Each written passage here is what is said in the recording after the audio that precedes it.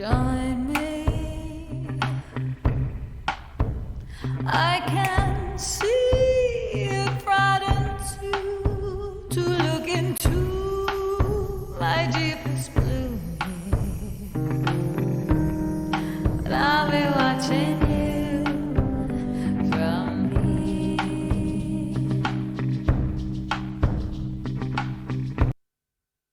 Hello, how are you? Hi, Larry, lovely to see you. Oh my goodness, it feels like it's been ages since I've done one of these after doing them twice a week. Hi, Sid, how are you going? So this week I'm going to do 2 live streams, and I know not everyone can make the other one because it's weird time for some of you. Yeah, I miss you guys after only doing one a week for the last couple of weeks. So I will be back. I'm going to change my second one, the nighttime one, to Wednesdays because I've got a lot of gigs coming up on Thursdays. And it's been, oh my goodness, it was such a busy week last week. I already spoke about, I think, the Christmas gigs that I did, which were pretty much all Monday and all Tuesday. So, you know, my day started... Well, I left home around 7 and I got home around 11 p.m, which, you know, I know some people do that regularly, but people think, you know, the singing thing is fairly easy, and it actually requires a lot of energy and a lot of, you know, you have to be on all the time. So 7 gigs last week was a lot. And of course, Stu, nice to see you. Craig, Lou, Ian, how wonderful to see you all. Good evening from England. Hey, Ian, it must be pretty late there. Or pretty early, whichever way you're looking at it. It's a nice 11 a.m. here at the moment. We had a stinker of a hot day, although, Sid, you might beg to differ. Really humid and really hot, so much so that all the spiders started coming in our house, which is what happens when it's really hot and humid. So as much as I like hot weather, not so keen on the little spiders because they're not little, they're actually big. Spiders, like big ones, only huntsmen, which don't hurt you, but you still don't really want to think about them too much because they creep and they're cruel. And I love animals, and I don't even kill the huntsmen. I grab them in containers when I can and take them outside. I would prefer they didn't live in my house. Oh, wow. Apparently in Yuma, Arizona, they hit 90 degrees Fahrenheit. Dan, how are you? It's midnight in the UK. Oh, that's actually pretty rock and roll, so it's great to see you. Liza, you're the legend, Liza. Liza Olbach is a fabulous local blues, soul, gospel singer, and she's amazing, let me say. So make sure you look her up if you haven't already. You've probably seen us posting about things together. Anyway, it's been a pretty exciting week. This week, I've talked a lot about Spotify in the past. Curtis, lovely to see you. I've talked a lot about Spotify, and, you know, I'm a user of Spotify, so I feel a bit hypocritical, but I don't love it from an artist's point of view. You get like 0.001 cent for a stream. And I just feel, I mean, that's not even my main issue. You know, I certainly didn't become a music artist to make money. That's really, really funny. I actually gave up a really well-paid, you know, job in the corporate world to do music. So it's definitely not about the money. Although I do think that artists need to be paid, you know, what they're worth. But it's more about the fact that I feel like when someone hears a song on Spotify, it's so easy to get it. And we know what that's like, don't we? If something comes easily to you, it doesn't have as much value. And I think it's so easy just to let it go past. So you listen to a song or half a song and go, yeah, next, and you don't really connect with it.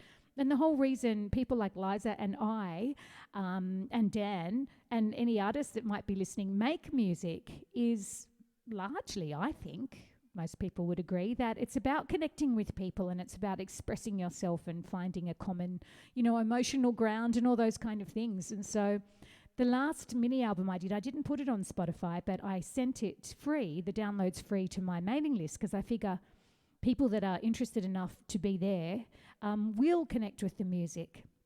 And so I'm kind of doing something similar. This time, my new album called Wallflower is a full-length album rather than a 6-track mini album like the last one. So I'm giving away 5 tracks. The 5th track is, depending on where you sit in my email list, you might be at the beginning of the little audio-visual journey, is what I'm calling it. Yes, Liza agrees. Connection is the main thing. I thought you would. So I'm giving away 5 of the downloads from the new album. And if you've just joined, you'll still get them. You'll just get them a little bit later because I don't want to totally give you a deluge of me. But each song comes with a little video which either explains the making of the song or it's a lyric video. And there's all little Easter eggs, I think they call them, when you go around a web page and you click on things, you know, trying to find hidden things behind them. But what I thought I would do this time is just release a few of the singles because it's a full-length album. I'm going to release a few of the singles onto Spotify, just, you know, in case for discovery, I guess, so new people might be able to find the music. And so can we bribe you to move higher on the list? Oh, you don't need to bribe me. If you want to move, you're on the highest bit anyway, Sid. You can't get any further than you are. You're a VIP. So I've decided to release the first song that you would have received from me if you're on the mailing list, my first single called Girl in the Song. So you might have seen I've posted a pre-save campaign. So you'd really help me out if you're on Spotify, if you can press that button and pre-save the song. It doesn't cost anything. It's except your, you know, few seconds of your time if you're already on Spotify. It just means that as soon as the song has been processed by Spotify, which could be anywhere from a day to a week, it'll pop automatically into your song library. So I'm releasing 2 songs at the same time. One of them is the main single, Girl in the Song, that you would have received or you're about to if you're on my mailing list. But the second one is a remix. It's kind of a chill remix. And so they're 2 separate tracks that you can pre-save on Spotify. And that will help because the more people that pre-save means that Spotify might actually notice me, maybe stick me on a playlist or something like that. The whole album will not go on Spotify. I still have that same point of view that a lot of it doesn't get connected with as closely. So I'm the only way to get all the tracks is actually to get either the vinyl or the downloads or the CD, but you get at least half the album just for being on my list and just caring a little bit about what I do. I so appreciate that. And okay, so the first song, it's called Girl in the Song, and I've spoken about this book before, but you may not have seen it. I got given this as a present from my friend Tim, who I met through gigs. And I loved this book. It's called The Girl in the Song. So I've stolen the title, which is okay. You're allowed to do that. And it's the tagline is The Real Stories Behind 50 Classic Pop Songs. And it just got me thinking, because there are so many songs, obviously, that are about girls sometimes, and boys, but we're talking about girls, sometimes with the name in the title, sometimes not. And it's really fascinating because they're big pop songs that we all know, and they talk about, you know, the person, the girl behind the song. So that kind of sparked the idea of the song. But then I actually, and it's probably just me being really vain, but I was at a singer-songwriter night where I knew most of the other performers, and I heard someone I know quite well, a guy, do a song, and I swear it was about me. I know that sounds really vain. Not that the song was, you know, kind of was a love song. Anyway, it probably wasn't about me, but it does get you thinking. The songs have got to be about someone. Imagine that, you know, one of us appear in a song. And when I had a big breakup from, you know, a previous boyfriend, and we'd been going out a long time, and so he'd seen me through a lot of songwriting. Months after we broke up, he came to me and said, "Is that song about me? And is that song about me?" This is something that he'd never asked while we were actually going out, and they weren't about him. They were kind of a bit negative, these songs. But it's funny. Don't go out with a songwriter unless you want to be immortalized in song. And of course, there's different kinds of songs that you want to be immortalized in, and some you don't. Carly Simon was singing about me. You're so vain, so vain. Yes. So I thought I'd actually, there's a lot of stories in here. It's actually 50 songs, but I'm going to choose one. If you've heard me read from this book before, it's a different song. This time, so this is library time with Mandy. Okay, the song is Diana by Paul Anka. So is this the original teenage crush? Diana is the template for songs of unrequited adolescent yearning which have been the basis of the pop hit industry ever since. It has sold more than 20 million copies worldwide, and all because in 1956, the 15-year-old Paul Anka became infatuated with an 18-year-old friend from his local church in Ottawa. Her name was Diana. Diana was just not interested. As she recalled years later, my girlfriend said he was in love with me, and I told her, don't be ridiculous, he's our friend. But Paul had it bad. And when he finally summoned the nerve to show Diana his new song, he only played the piano part, too shy to sing the words declaring his love. Instead, he used to sing it at other people's parties, hoping word would get back to Diana. He took to calling on the Ayoub, that's Diana's family household, on one pretext or another, morning, noon and night. But if Diana's father was fed up with this persistent intrusion, it was nothing compared to the disruption the family faced when the song became a huge international hit the following year. Everyone wanted to know who the Diana was in the song. Although at first she enjoyed the attention and gave interviews, it soon became a nightmare. I had reporters waiting for me when I graduated from high school, she says. Guys wouldn't ask me out because their picture would be in the newspaper the next day. On one occasion, Mr. Ayoub found an abandoned set of step ladders beneath his daughter's bedroom window. Anka recorded Diana in New York and never moved back to his home city. Indeed, after a bad local review of a concert in Ottawa in 1981, he refused ever to perform there again until 2002.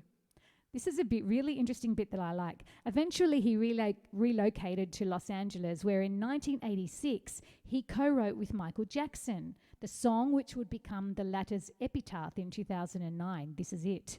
A year after working with Anka, Jackson would rework the theme of unreciprocated attraction in his hit, Dirty Diana. So who knew that the Michael Jackson song, Dirty Diana, was associated with Diana by Paul Anka? Anyway, I love this book. I promise you I don't make any money from spruiking this. I just love it. And I know you must be into music. And so if you are, I think this is a great book to get. I really loved it. And it sparked a song. But speaking of books, I am very proud to be appearing, actually. Isn't it funny how we say appear? Because you can't see me anyway, in another book. But before that, I'm still talking about Girl in the Song. This is one of my little promo videos, and I think it's cute, so I'm going to play it for you.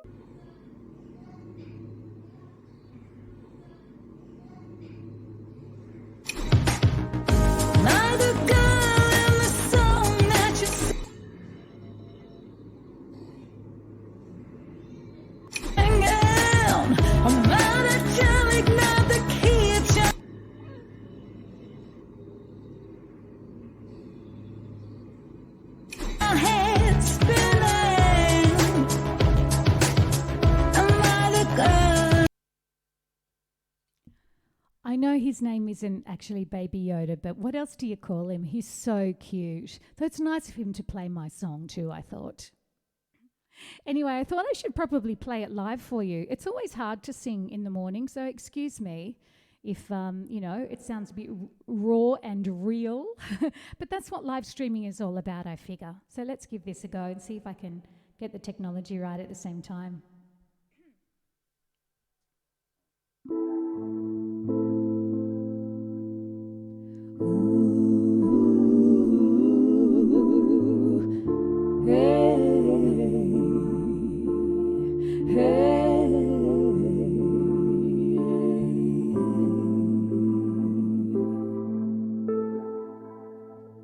You look at me in the eye when you're singing about her. You don't see the crowd of 1,000 people here. Truth can be heavy. Is this your way of telling me you want me near? Am I the girl in the song that you're singing? Am I the angelic night that keeps your head spinning? Am I the girl in the song? Is it the pillow of my lips and the nape of my neck, the curve of my back and the light in my green eyes? Is it me in the melody love is woven there? Am I the one who makes you high? Am I the girl in the song that I'm hearing? Am I the one that gives you reason for living? Am I the girl in the song? Will we stay enshrined there? Is it safer there? The song will always have you wanting me. Am I the girl in the song that I'm hearing? Am I the one that gives you reason for living? Am I the girl in the song? Am I the girl in the song that you're singing? Am I the angelic night that keeps your head spinning? Am I the girl in the song?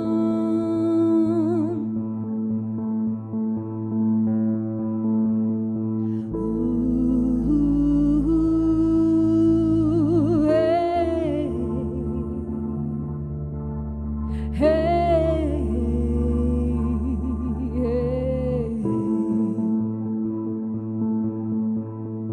Ooh,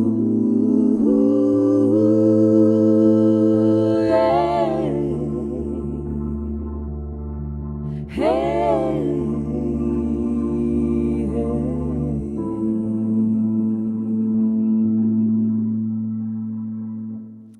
Oh, there you go. That's my little lo-fi version of Girl in the Song.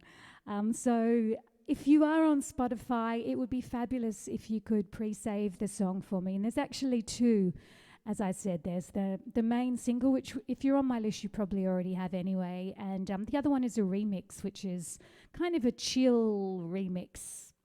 Yeah, I've called it retro modern remix because it's, there's something quite 90s about it. That's the retro bit, but a little bit current as well. Anyway, I hope you like it. I'm not sure exactly when it's going to appear on Spotify. It could be anywhere in the next week or so. But I was talking about books. So we're back to Mandy's library. I need glasses, don't I, really, to have the full effect. Anyway, I'm very pleased to be part of this book. It's called The Singer's Companion, and it's a whole series of, gosh, what would you say? Well, how do they describe it? Personal wisdom from the global music industry. So this arrived in the mail yesterday, and I did this a couple of years ago, so I can't remember exactly what I said, so let's hope it was wise. I did look up the index to see, where I was, but I haven't actually reread what I wrote a couple of years ago, so I'm just going to read a little tiny bit. Amanda Easton, singer, Australia. 1. How important is singing for you in your life? Well, it's everything. As much as I love being on holiday, any more than a week without a gig, I start to get fidgety. Oh my goodness, and who would have known that I spent like 3 months without a gig this year, along with the rest of us. I left a big corporate job to be a full-time singer. Microsoft. There's a pretty good chance I'll never have the yearly income I left behind, but I haven't regretted my decision for even a day. The act of singing lifts my mood and brings the balance back, and I can't imagine life without it. Well, that hasn't changed. Anyway, I go on with a whole lot of other stuff, as do many other singers from Australia and overseas. So, if you I don't know why I'm doing book reviews all of a sudden. It's just, haven't changed careers or anything, but if you do think that sounds interesting, it's called The Singer's Companion. I'm assuming it's on Amazon. I don't really know. Okay, what else have I got to tell you this week? Hi, Kevin. Nice to see you there. Hi, David. Oh, no, I did it. What did I do? I do dog-ear pages, Sid. I'm actually mainly a Kindle reader, but that one got sent to me in the mail, so it's a real thing. I'm definitely a dog-earer, because that's really a word. I'm sure it says a lot about me. Probably not good stuff, but yeah, that's what not if I borrow a book though, only if it's my own. So yeah, gigs this week. After 7 gigs last week, I've actually said no to a couple this week because I'm not gig fit yet. In the old days, as in before March, before the world turned upside down, 7 gigs is a little much anyway, right? But I was used to doing a lot of gigs and I had the stamina, but I haven't at the moment. I'm not quite in the zone yet. So, I'm going to try and avoid doing 7 gigs in a week. That just about killed me. This week I've got a nice 2 gigs, and I can handle that. So on Friday night I'm at the Star, which, as you know, is one of my favourite gigs at the moment, with the grand piano and singing requests, and I'm really, really loving that. And on Saturday night, some of you will know that I've had a little bit of a foray into country music, and this is at the same venue that I did before, and this time it's with my lovely friend Jo Elms. So it's actually Sing Little Sister, our duo, that's going to be playing there. And so you'll hear Jolene and all sorts. I'm not allowed to mention the name of the venue, which I know is strange because, as Liza, you would know, we are always, and I'm sure it's the same in every country, we are always being actually very highly encouraged to promote our gigs because they want people there, which is fair enough. But this time, because of continuing COVID restrictions, they have a limited amount of people that can book, and I guess they must be doing all right without us having to push it. George, hello, nice to see you. And so at a venue to be unnamed, I'm going to be working Saturday night doing some country, as well as some other pop and that kind of thing. So that will be fun. Saturday morning, I'm actually doing a music video, but not for me. I am the voice of one of the voices, because there's Glenn Whitehall, male singer, is another one of the voices of an act called Once Around Saturn, which is Saturn as in the planet, and it's synth wave is the official name of it. To me, it's very 80s and very synth-based, which I love. So very different music to my own, but a lot of fun to be part of. So we're doing a music video on Saturday morning. So it's still hi Grace. So it's still a nice busy enough weekend, especially since I'm still getting the album together. I got plenty to do. I always love sharing good news, and this is very Australian news. Well, a couple of things, actually. One, the New South Wales government has just announced that every adult in the state will receive $100 worth of vouchers to go and spend on entertainment and dining, and that's good news from the point of an entertainer and someone in the hospitality industry, as well as somebody that will get the $100 to spend. So very happy about that. And that, of course, is to stimulate the economy. And the other good news is something you probably haven't heard if you're not an Aussie. We have a hardware chain, big hardware company, a bit like, I know you have Walmart in the States. We have Kmart. I'm not sure if you have that too. But it's like that, but just hardware. So it's, home fixing, renovating, that kind of thing, called Bunnings. I think it's an Australian company, and it's Australia-wide. And it's become a little bit of a local thing to go to Bunnings on the weekend, because I think it's mainly Sundays. It might be Saturdays and Sundays. They do a sausage sizzle. Is that an Australian term? Basically a barbecue with sausages, and the money, and you get a roll and mustard and onions and whatever else you want. And the money goes to charity, because it's actually a charity organisation that puts it on. But Bunnings, provides the space and the customers, because a lot of people go to Bunnings on the weekend. And Bunnings is one of those places. Are you serious? David's asking me about the sausages. No catfish on this barbecue, unfortunately. We'll have to bring that in. We where was I? I can't remember now. Yeah, so people go to Bunnings on Saturdays and they buy the sausages. The money goes to charity, but and people love it. I mean, half the reason people go to Bunnings, I reckon, is to get the sausage at the sausage sizzle. And Bunnings is a little bit like IKEA, you know, the Swedish furniture chain. You go in there to buy one particular thing and you come out with way more. Even though I wouldn't say I'm the biggest fan of home renovation and hardware, I'm the same. I mean, they just have so many gadgety little things and it's really inexpensive. And I'm a vegetarian, so I don't usually do the sausage sizzle, but I do see the appeal. And so the problem is during COVID, of course, even though Bunnings, reopened after a small lockdown, they thought the whole serving of food and that kind of stuff was a bit risky, so they stopped the sausage sizzle. It's back. I know how good news that is. It's back. Are you excited? If you're not from Australia, it is very exciting to us. And I saw this little meme, because I have an 11-year-old, right? So everything is about memes. I saw this meme that was kind of related to this news and I thought I'd share. So it says, "Dad, why is my sister's name Rose?" Dad says, "Because your mother loves roses." "Oh, thanks, Dad." "No problem, Bunnings sausage." Get it? Oh, I know it's really bad, but I couldn't help myself. Well, thank you so much for having me. I am going to do my very best, unless gigs happen, and gigs are happening more and more now, and at odd times. But assuming there isn't a gig, I will be back on Tuesdays at 11 o'clock and try to make 11 a.m. Sydney time and try to make that regular. And Wednesdays will be, I'm actually going to make it 7 p.m. Used to be 7:30 at night, but Wednesdays at 7 p.m. So if you can make it, I'll always put a little post on my Facebook page so you can double check. If you want to come along, it'd be great to see you. I'm going to leave you with a funny cat video, and this one was given to me by my friend Sid. And, I have a pussycat who is not around at the moment, Smokey, as many of you will know.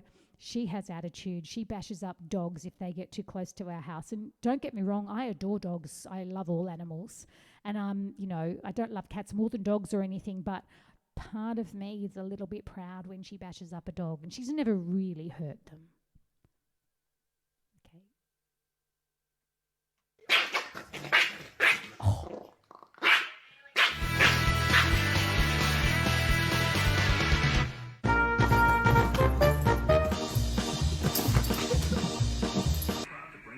You gonna fight?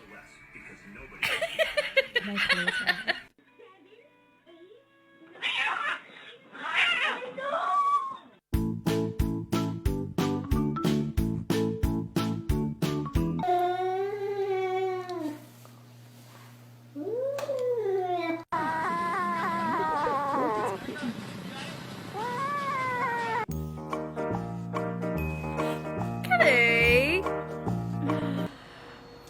Anyway, I could show you funny cat videos forever, but lovely to see you. Thank you so much for joining me, and hopefully I'll see you later in the week. If not next week, have a wonderful one. Hopefully see you soon. Bye.